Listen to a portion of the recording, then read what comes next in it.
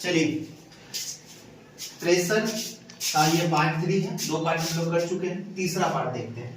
आज हम लोग डिस्कशन करेंगे घनत्व के बारे में और आपेक्षिक घनत्व के बारे में, मतलब डेंसिटी क्या है और रिलेटिव डेंसिटी क्या है।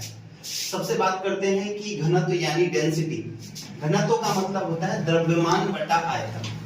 घनत्व का क्या फॉर्मूला होता है? द्रव्यमान बटा आयतन।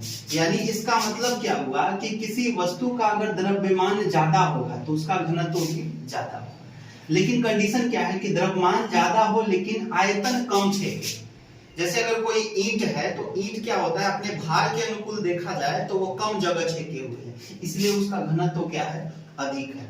तो जिसका घनत्व को d से सूचित किए, द्रव्यमान के लिए m लिखे, मास और वॉल्यूम के लिए यहाँ पर आयतन के लिए v लिखे। देखिए, जिसका द्रव्यमान ज्यादा होगा और जिसका आयतन कम होगा उसका घनत्व भी क्या होगा? अधिक होगा।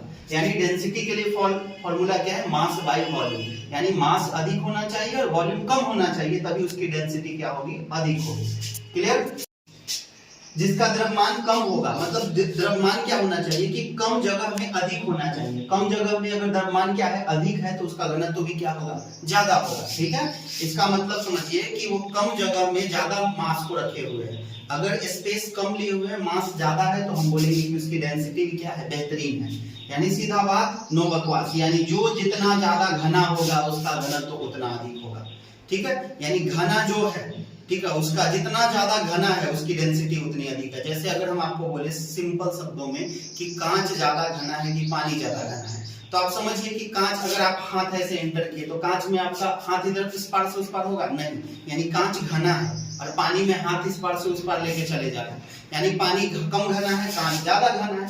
मतलब जो जितना घना है उसका घनत्व उतना ज्यादा होगा। क्लियर हो गया ये? ठीक है, यहीं से पकड़ सकते हैं डेंसिटी को, घनत्व को। जो जितना ज्यादा घना उसका घनत्व उतना अधिक। अब आते हैं आपेक्षिक घनत्व। ठीक है, देखिए, आपेक्षिक घनत्व का मतलब होता है रिलेटिव डेंसिटी। मतलब किसी को हम किसी घनत्व से संबंधित होकर दिखाएंगे तभी वो आपेक्षिक घनत्व कहलाएगा। तो किससे संबंध दिखलाना है भाई? तो पानी की तुलना में हम किसी वस्तु का घनत्व निकालेंगे तो उसको हम आपेक्षिक घनत्व कहेंगे। जैसे मान लेते हैं मार्कर का घनत्व निकाल रहे हैं, लेकिन पानी से तुलना करते हुए निकाल रहे हैं, तो हम बोलेंगे कि इसका रिलेटिव डेंसिटी यानी इसका आपेक्षिक घनत्व। तो यहाँ पे पानी का घनत्व याद रखिएगा कि 1000 केजी पर मीटर क्यूब होता है। अच्छा, ये SI मात्रक कैसे निकालते हैं? डेंसिटी का फॉर्मूला होता है mass by volume. Mass by volume, यानी अगर हम डेंसिटी को देखें तो मास के लिए क्या होगा? केजी, और वॉल्यूम के लिए होगा मीटर क्यूब, यानी केजी मीटर क्यूब, केजी पर मीटर क्यूब। ये घनत्व का SI मात्रक है। पानी का घनत्व कितना होता है? 1000। आपेक्षिक घनत्व का लिस्ट यहाँ बना दिए हैं। सोना का आपेक्षिक घनत्व कितना होता है? 19.3। 19.3। चांदी का अपेक्षित घनत्व 10.5, बर्फ का 0.9, शुद्ध जल का 1, समुद्र जल का 1.03, केरोसिन का 0.8। देखिए, हम यहाँ से केरोसिन का कितना हो गया? 0.8, हाइड्रोजन का 1, ऑक्सीजन का 15.8 और हीलियम का 1.98। इस तरह से हीलियम का घनत्व होता है। इसका मतलब क्या हुआ भाई? आपेक्षिक घनत्व को जैसे हम बात करते हैं, फॉर्मूला पकड़िए। आपेक्षिक घनत्व का मतलब होगा कि अगर हम किसी चीज को पानी के घनत्व से तुलना करेंगे तभी आपेक्षिक घनत्व निकालेंगे। देखते हैं, यहाँ से क्वेश्चन आता है कि बर्फ पानी के ऊपर क्यों तैरता है? इसके रीजन पे आते हैं। बर्फ पानी के ऊपर क्यों तैरता है? क्योंकि भाई साहब इसका आपेक्षिक घनत्व कम है। जो जितना कम होगा, जिसका घनत्व जिसका जितना कम होगा, वो उतना जल्दी पानी के ऊपर तैरेगा। जैसे पानी के ऊपर बर्फ क्यों तैरता है? क्योंकि इसका आपेक्षिक घनत्व क्या होता है? ठीक है, इसका आपेक्षिक घनत्व क्या होता है? कम होता है। क्लियर हुआ?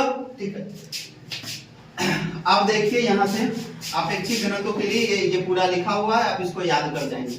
जैसे एक क्वेश्चन यहाँ ले लिए कि पानी का आपेक्षिक घनत्व निकालें, तो आपेक्षिक डेंसिटी यानी रिलेटिव डेंसिटी के लिए फॉर्मूला क्या है? पदार्थ का घनत्व बटा पानी का घनत्व।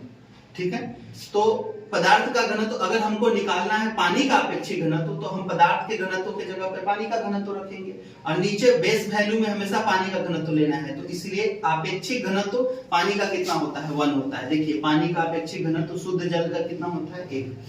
अगर हमको किसी चीज का अपेक्षित घनत्व निकालना है तो हम यहाँ से इस फॉर्मूला को यूज करके निकाल सकते हैं। जैसे अगर हमको सोना का घनत्व निकालना है तो हम क्या करेंगे, अपेक्षित घनत्व की जगह पर सोना का घनत्व बटा पानी का घनत्व रखेंगे।